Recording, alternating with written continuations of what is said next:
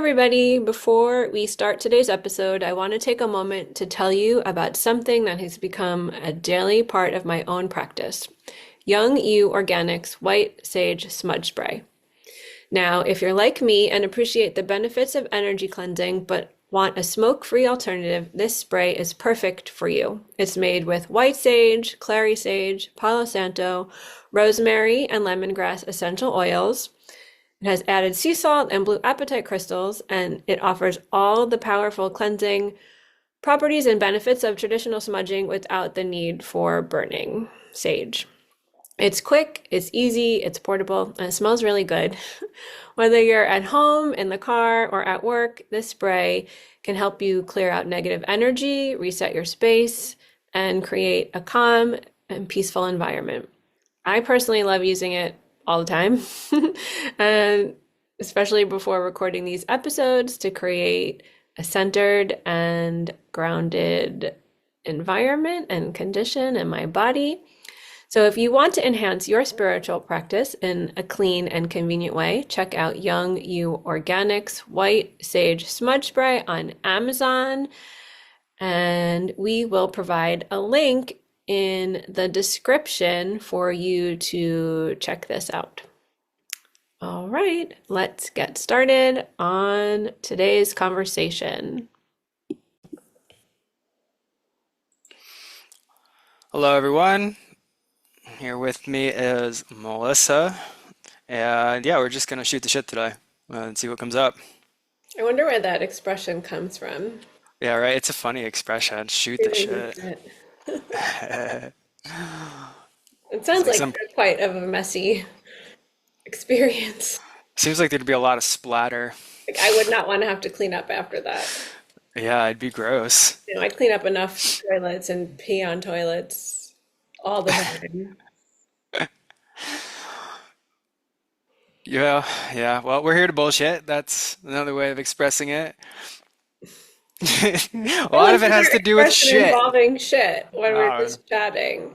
I guess that is true. Most like chat probably does involve just like absolute nonsense, delusion, illusion, lies, yeah, maybe. fake That's it. news. Fake news. Yeah, for real. I don't know.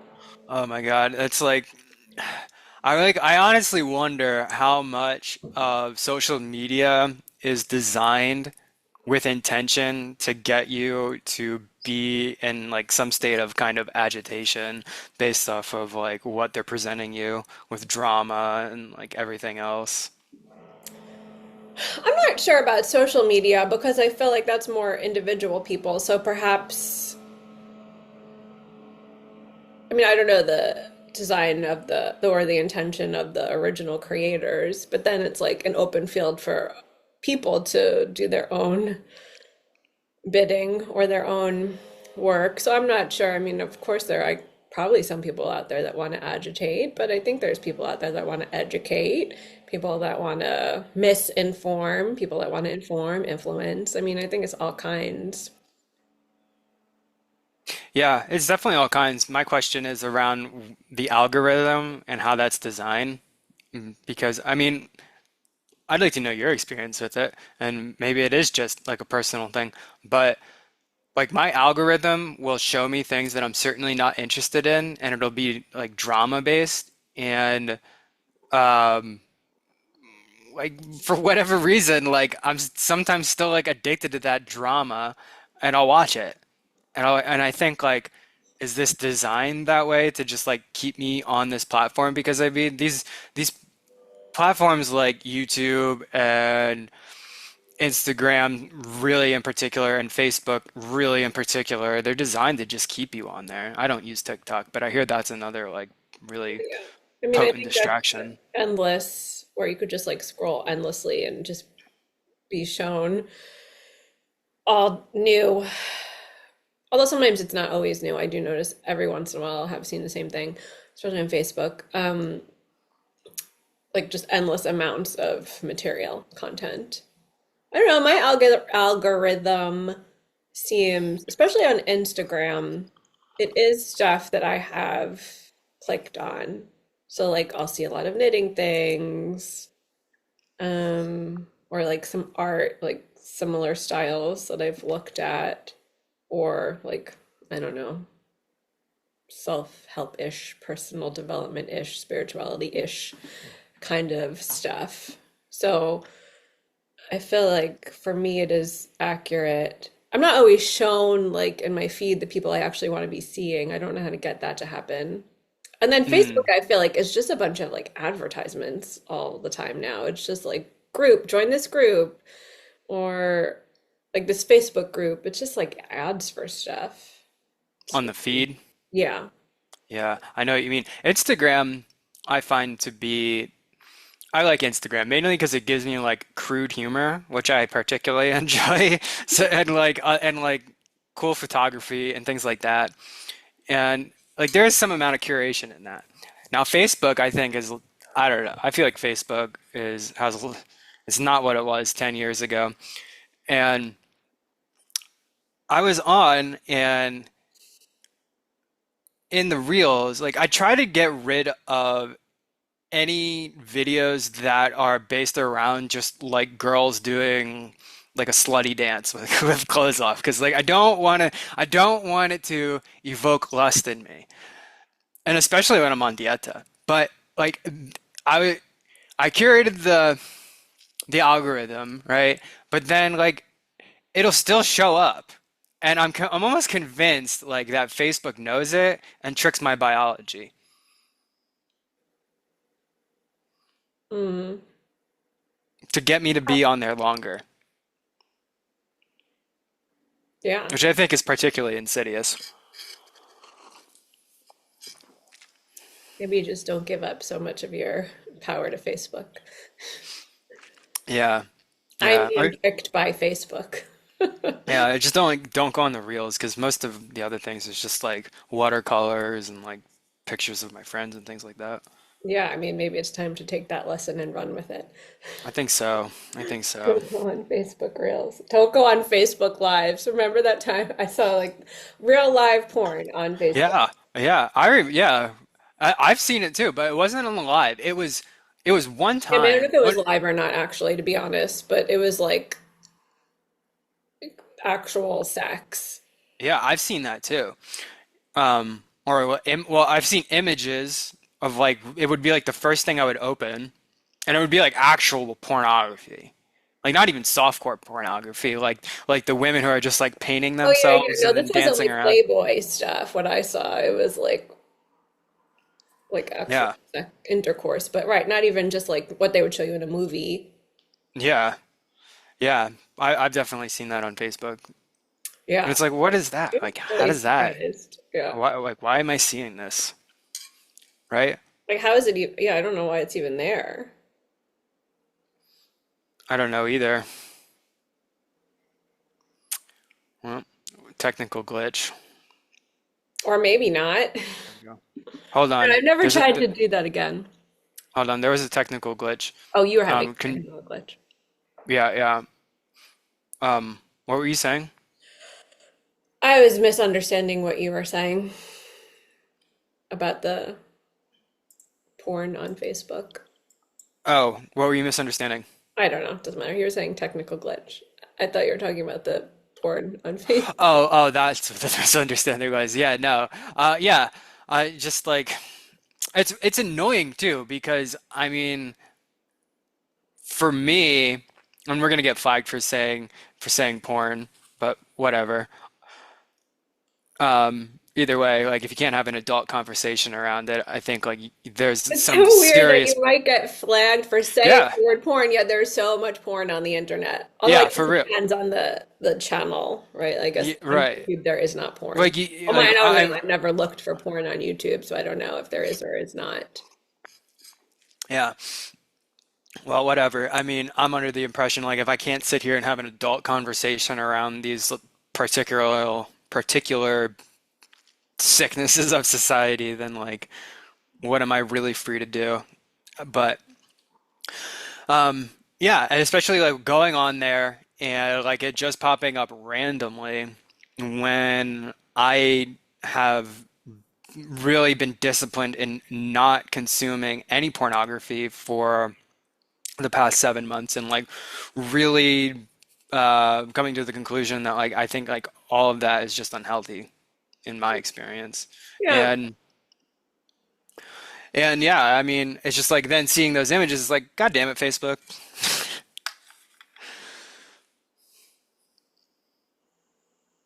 Yeah. I guess it's really a matter of for you then, right? You have to control that. Or you, or just like too, I mean, like, or Medium is going to be exposing you to something that you don't want to be tempted to see. yeah, and also I think a problem too, like, is more like a societal problem. Kids are on Facebook.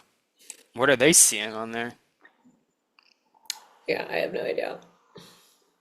I'm trying not to cross that bridge until I have to. It's like a whole nother can of worms that I don't want to know about children and social media. Yeah, yeah, that's a tough one.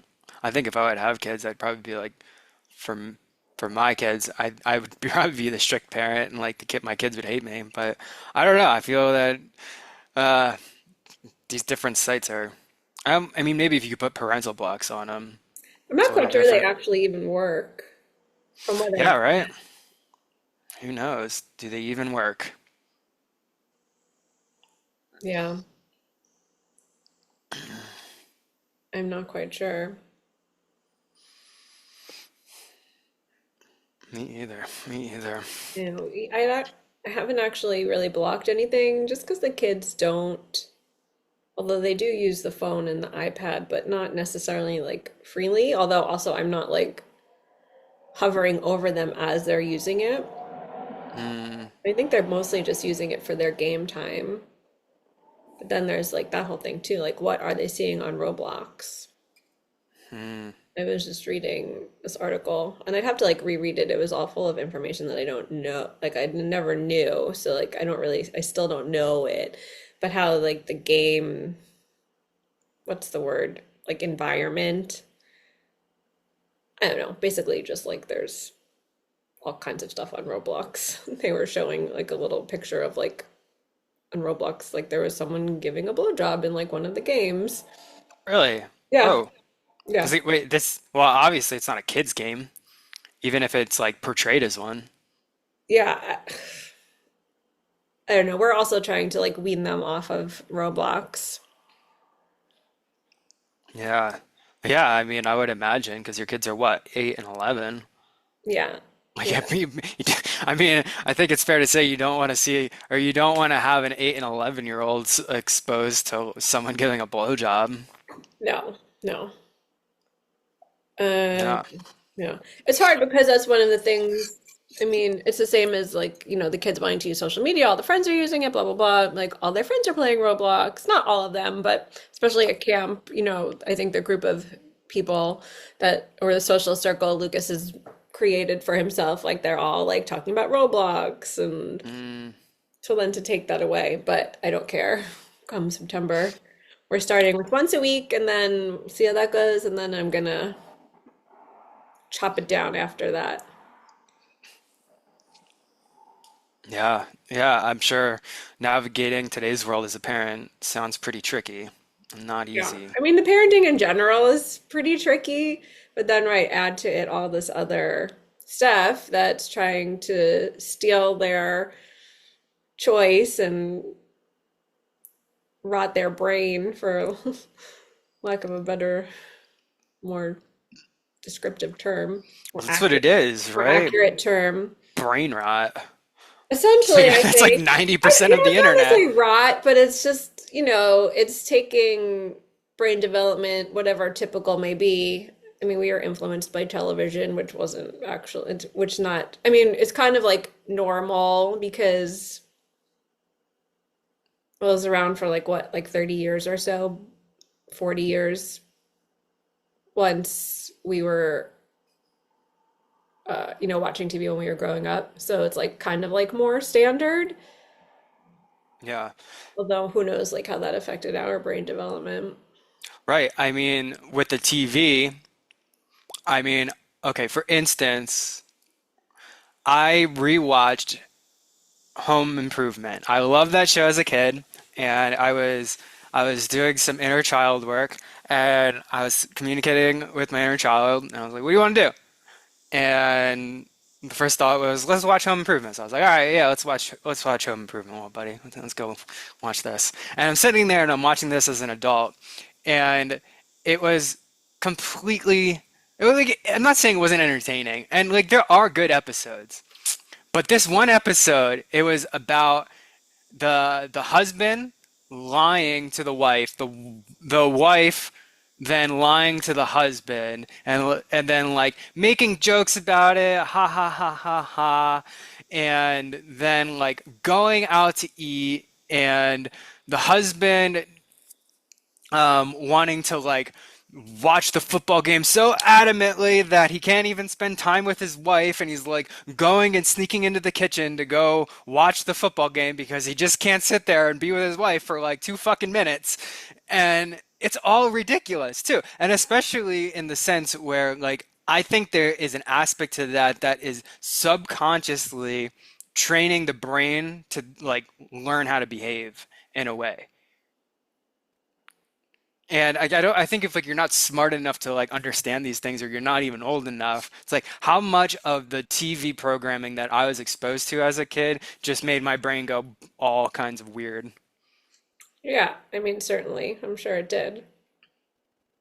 Also, to say, like, the environments we were growing up in weren't, like, exactly perfect either. There's a No, lot of shit that probably we should not have learned to emulate. right, right. It's just like it's a question of like societally, what does that do to a society and individual too? 'Cause you can't really take the individual and society away from each other. No, I don't know.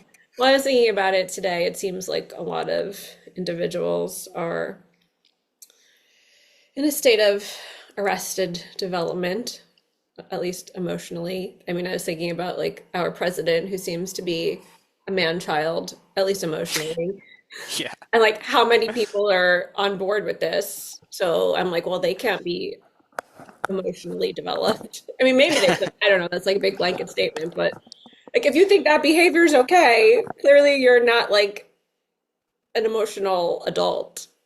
I don't know.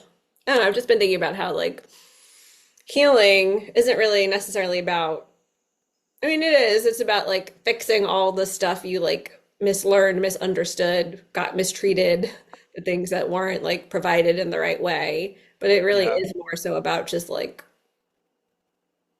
becoming an adult, yeah, yeah. taking responsibility for yourself. Yeah, absolutely. It's funny you brought up the president. It reminded me of it reminded me of the new South Park episode. I don't know if you've seen any kind of previews for it. Oh no, but I heard that there was an episode about Oh him. my God.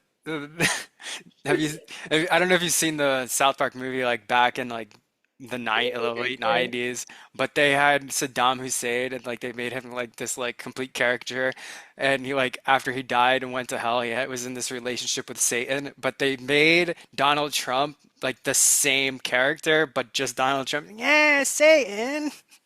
Come on, guy. It's so funny.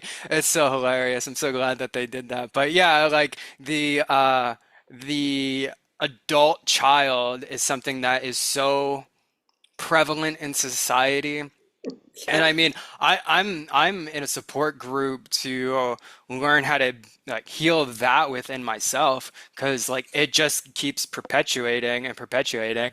And like it's a fascinating psychological study of like how we are programmed to behave and when we are in an environment where the adults really aren't very adult-like, um, either through substances or not, then we get programmed into that sick thinking and then we perpetuate it.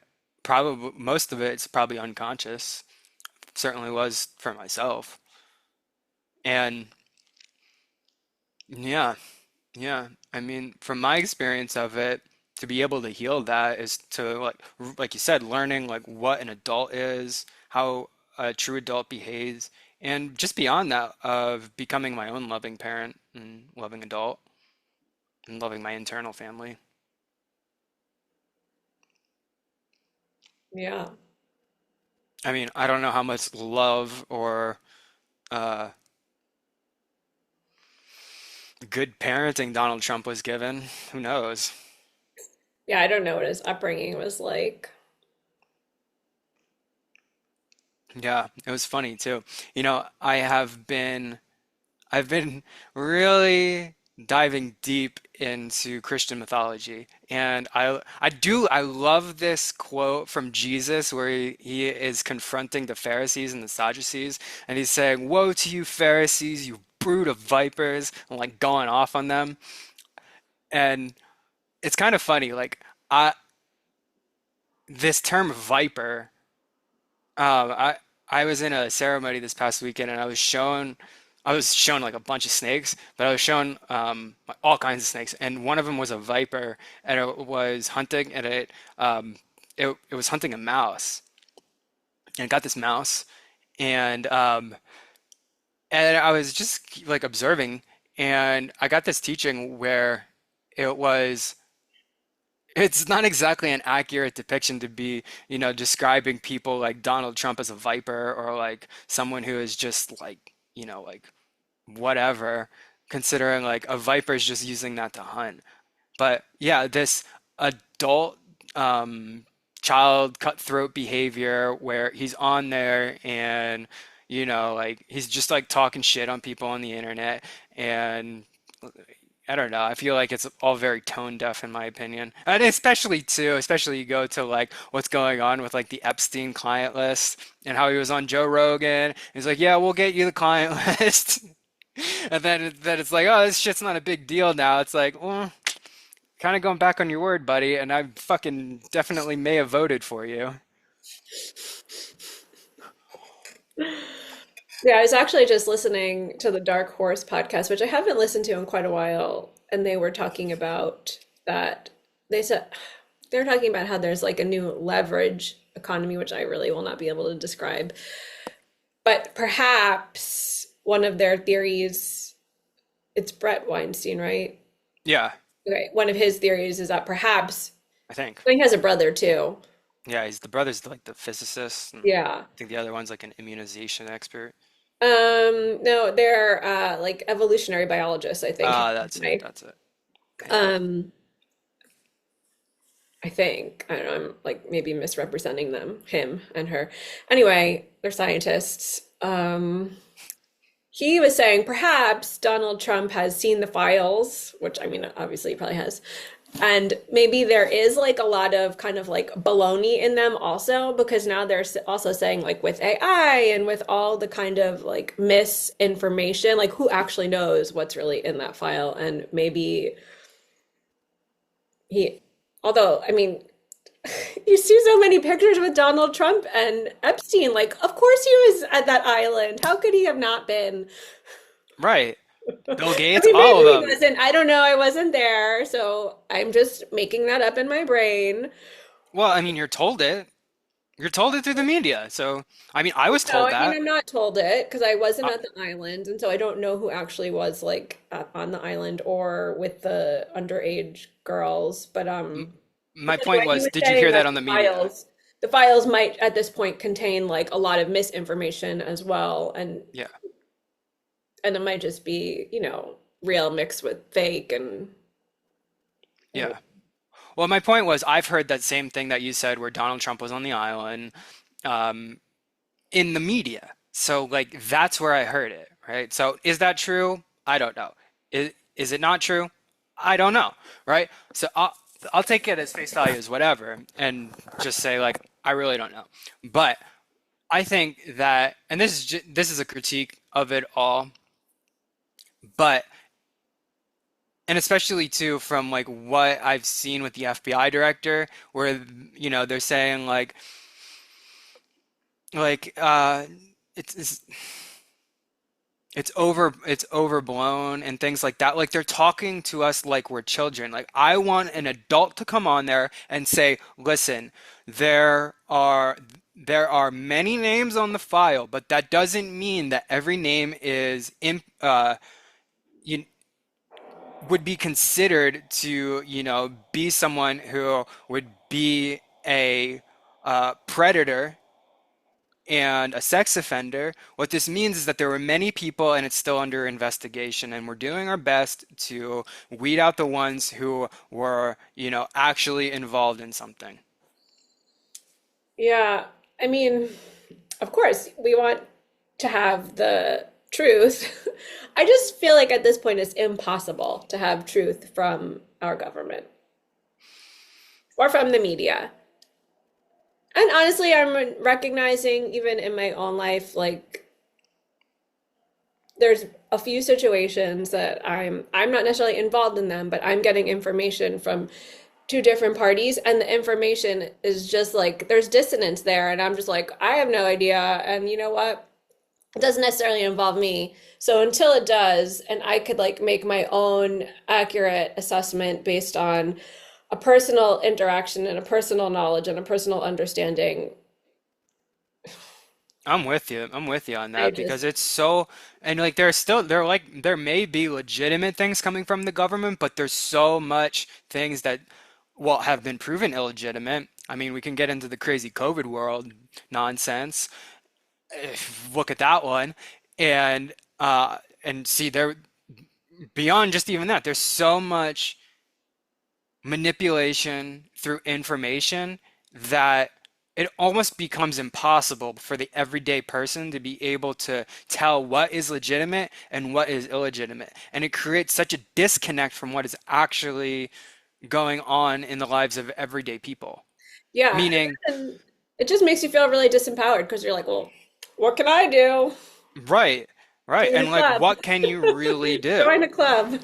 Yeah, join a That's what that club. guy, what, I gotta look up his name. I'm gonna plug him because I think this information, I honestly feel like this is kind of like an antidote. What is it called? Bowling Alone. Ah, Robert Putnam. there you go. Robert Putnam. Robert Putnam. He's a, I don't know, I guess you'd call him like a social scientist, author. Again, I don't want to misclassify him. He definitely is an author, researcher, scientist, sociologist. Yeah. Anyway, he says, right, join a club, um, and that's how you start creating power with people that have similar interests, similar affinities, similar desires, and you start kind of like locally, and that's what you could do. And then that creates power versus like me looking at the, the federal government and just saying like, Yeah. like I don't want that insanity anywhere near me. No. No. Yeah. I feel that. I feel that. But then that just creates a lot of apathy, and then they could continue to go on and do all the things we think that they are doing that really aren't in most people's best interest. Yeah. Yeah. Like mandating masks and vaccines that are giant experiments on the whole population. Yeah, I mean, I feel like that was like a really unique situation, right? It was like an emergent kind of thing, and people really didn't know exactly what to do or what was going to keep people safe or and healthy. And I think that there is some of that. I also think that there is some real power play and greed that was involved as well. yeah, I mean, if you look at the political landscape, that's what it seems to be all about. Yeah, and what was so unfortunate with that is I think that they took an experimental gene therapy and forced it on people and threatened their position, their jobs, and everything on people if they didn't take this gene therapy that was Yeah. so new, that didn't go through trial studies, and seemingly now has killed a bunch of people. Yeah. Yeah. I mean, my job was mandating that we get vaccinated. Yeah, yeah, crazy shit.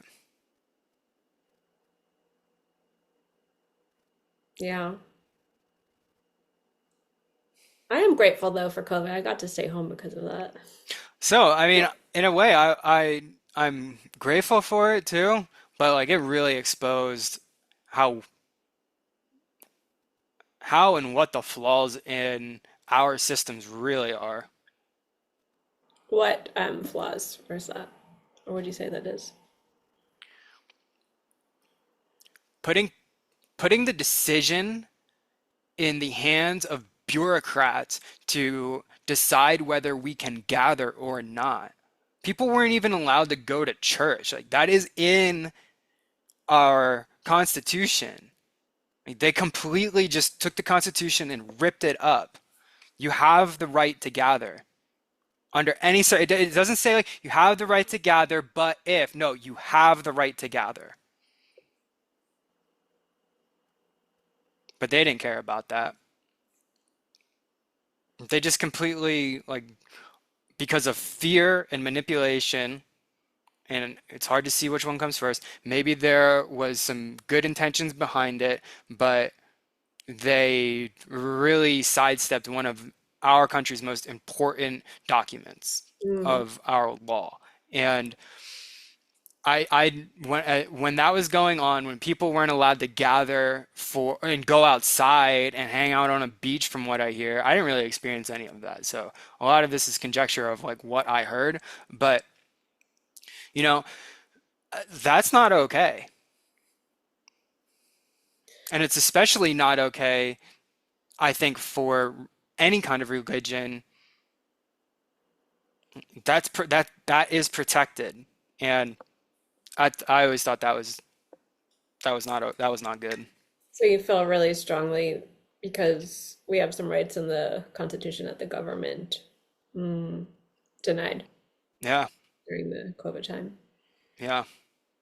And there was no due process with it. It was bureaucrats like Anthony Fauci and who is ever involved in these health organizations that just put an axe to it. And I don't think that these organizations should ever have that power to just say, nope, sorry, can't go to church because there's some disease out there that we don't really know too much about. What's the symptom of it? Well, no symptom is a symptom. Like, what are you telling me at this point? And then it gets everyone riled up. And I mean, like, there was like, I've had conflicts with the people that I was living with, and it was all insane.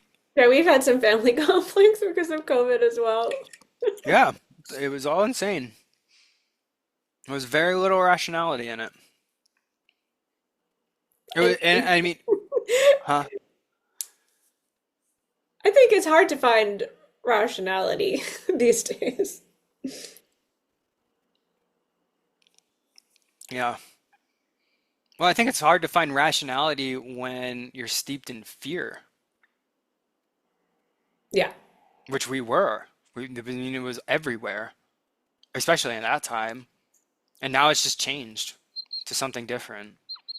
Yeah. Well, I mean, there's another tactic, right, to keep people disempowered is to just be afraid all the time. I need someone to protect me. I can't make decisions.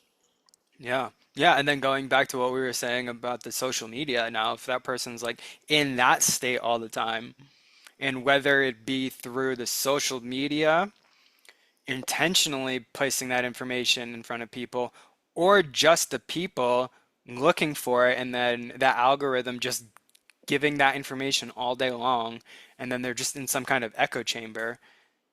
It's not good for mental health. No, that's not. This was one of the lessons.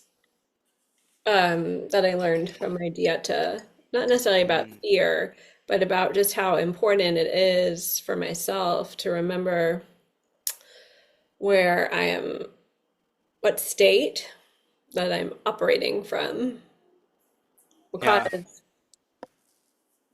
well, I mean, I had only realized it very slightly prior to starting the dieta, but it has to do with a lot of, I mean, I could say it's like this one thing, but it's also a lot of stuff.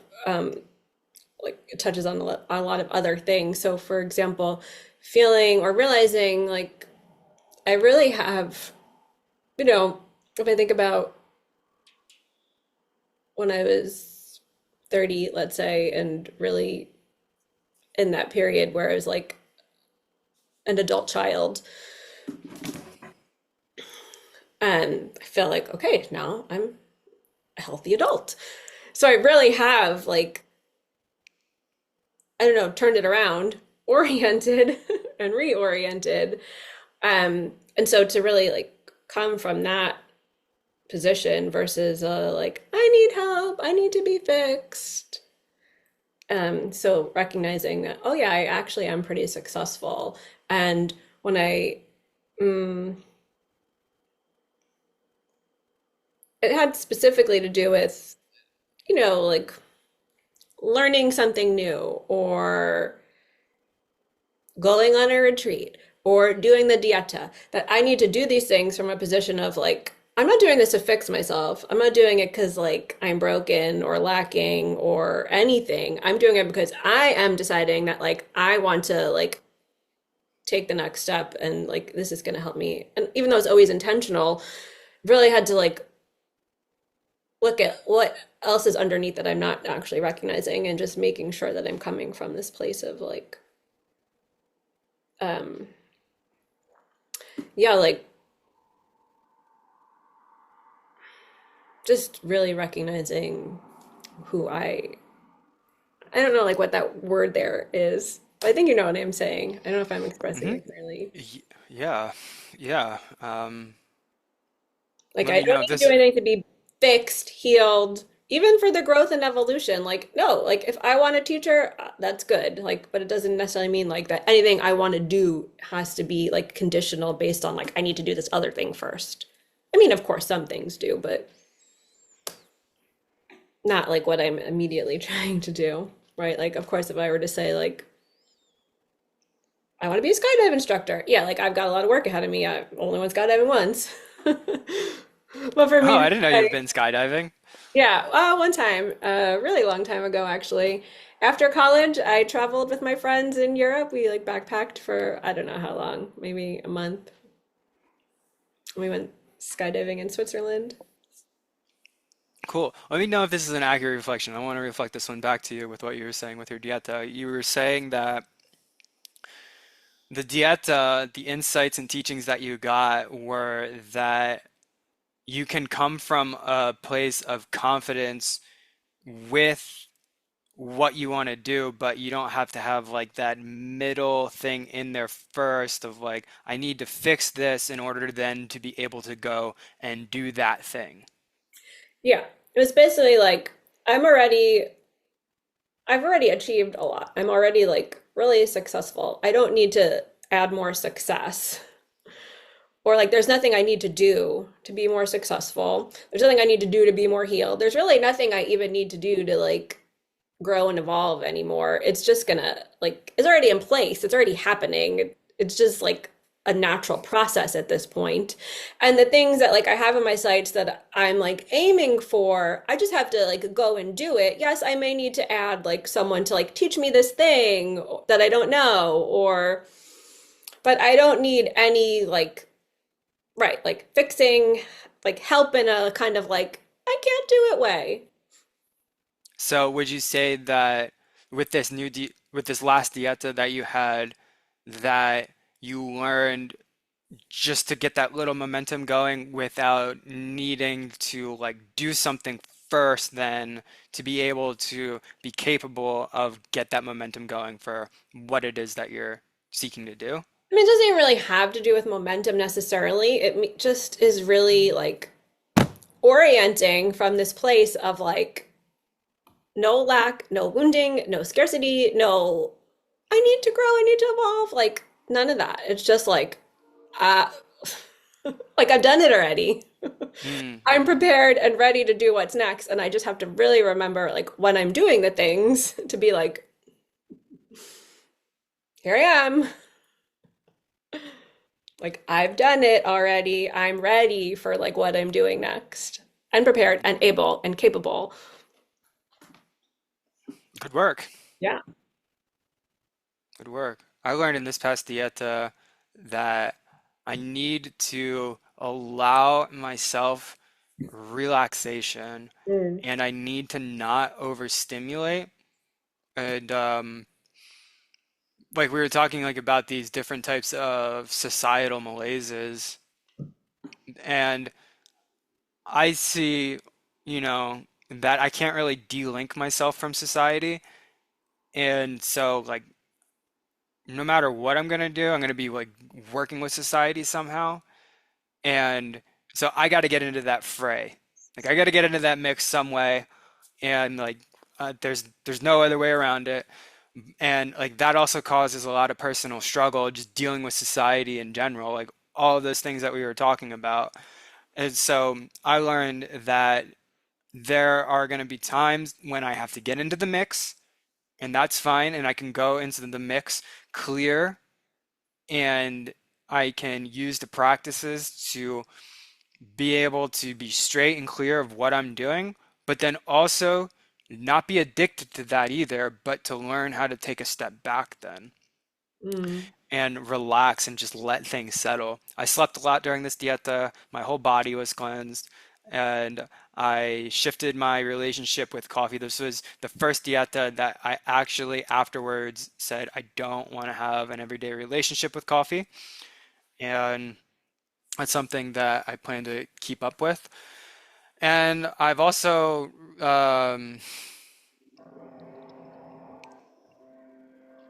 yeah, it was a improvement on my last dieta, so things are going in a good direction. It was a good training. It was tremendous healing. It was very powerful with sage. I highly recommend sage. Um, and I understand. I started to understand too with the training is that there's periods of training, all of it's learning, and then there's periods where there's the learning and the exploration, but still all of it's still that same learning. And whether I call it training or whether I call it whatever, what the underlying impetus is progressive step by step movements of becoming better and better and better at the shamanic art. So it's not starting like, oh, I am in some worse place and I need to get better. Is just a continual evolution of more and more and more knowledge and how to use more of it in ways that are going to have a positive outcome for myself and the people that I decide to work with. Yeah, that makes sense. That's kind of like similar in a way to what I was saying. Maybe not the exact same thing, just learning more and more.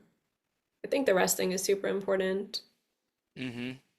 I think so And I think too. even in the rest period, it's not, that I've heard people talk about like the expansion and the contraction, like the death and the rebirth. But even in like the relaxation, there's still movement.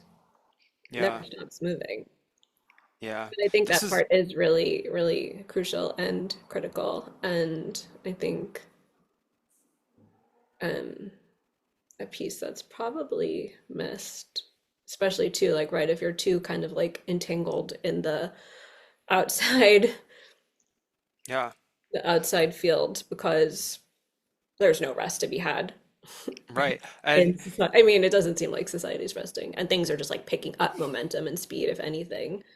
right, and like it now, if I need to go and be in a professional situation where it requires me to get into that fray and the struggle of society, which I'm totally willing to do, and in many ways I find it fulfilling. I also need to recognize, and this is what I learned, is that when I'm out of that, to then go on social media and be looking for videos that are about the struggles of society, that is just ramping that up even more and like ramping my body up.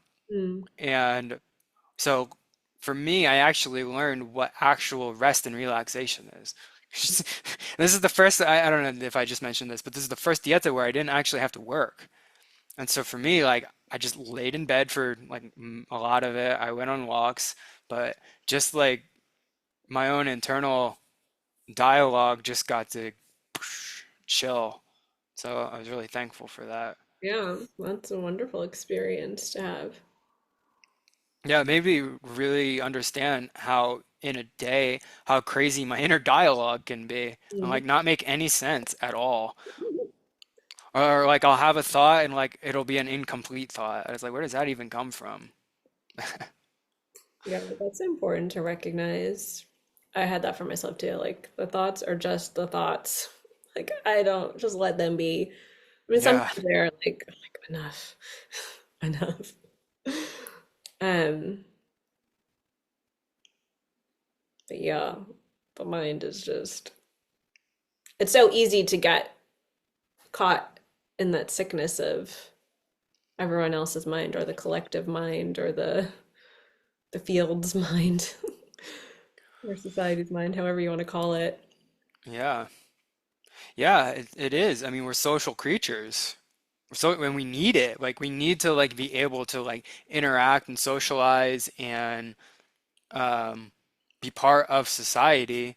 It's just like it's such a struggle navigating society when most of society is mentally ill, Yeah. in my experience. One thing I was thinking of today, and this has been my experience, is that the more instead of trying to like necessarily fix outside of yourself, the more you focus on the inside, and not like in a selfish way, but in a way that you could create like more balance inside of yourself, then you could face all this other like nonsense that we're talking about in a like way more balanced and kind of like settled way. And then, right, there's maybe like you still have to do the work when you step away again to like rebalance, but it's not, I mean, that's how you have, in my opinion, that's how you have to do it. Like that's how it's, Yeah, and then little by agreed. little, of course, you like touch who you could touch and you help who you could help, but it's not about me like trying to create the balance between me and other people. Like I just approach things from a state of balance. And like honestly, our bodies know how to do that. So it's just a matter of like getting the mind on board and being like, you know how to create balance. It's like stop listening to this and like start listening to this. Yeah. Yeah, absolutely. It's stop and it's a funny thing too, because I mean like we're using the mind to say stop listening to the mind, but it's true. And then maybe in a certain sense it's like using your consciousness to redirect your focus to your heart to be able to just expand understand that that heart field encapsulates the whole mind.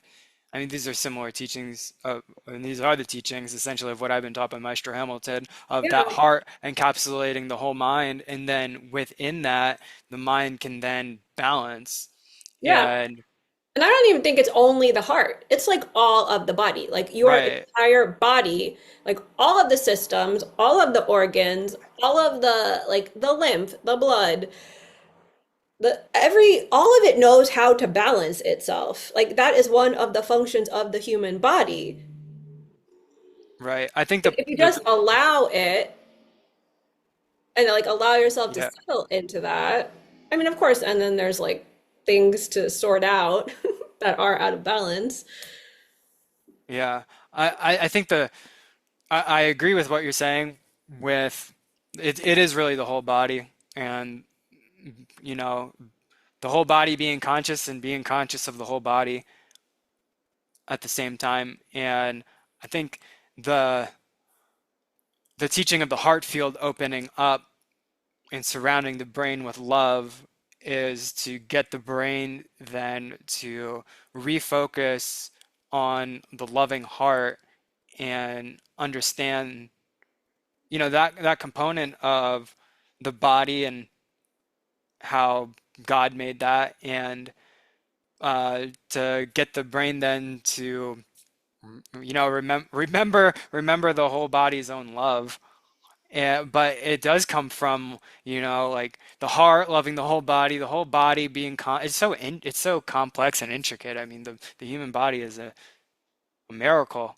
And yeah, I mean, we could talk all day about how the human body is conscious and how we can be fully aware of our own body, and how the body is balancing in every moment is just getting the mind to reprogram new thought patterns.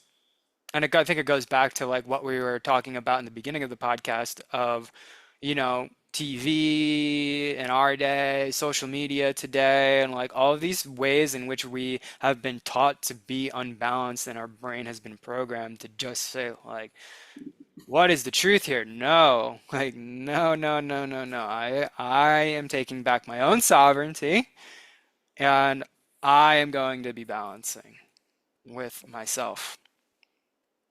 I'm going to harmonize myself.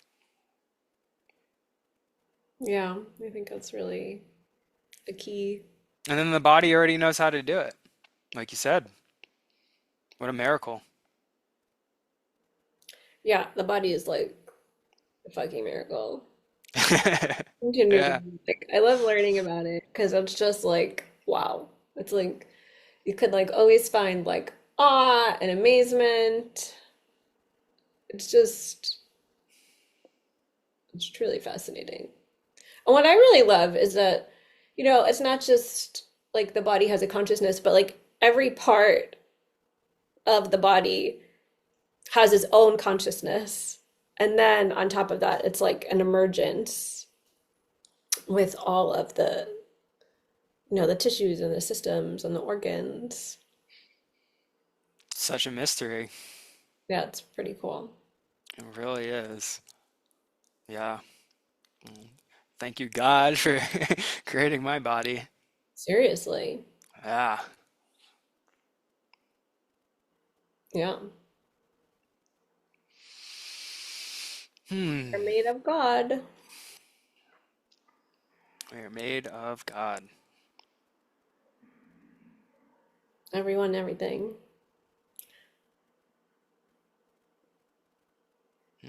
Amen. I think it's a good spot to stop.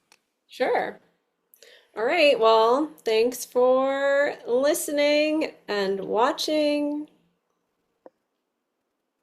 Love to know your experience with anything that we chatted about. Leave a comment, let us know what you're thinking, and like this episode and share it so more people could be in on the conversation with us. Goodbye. Bye.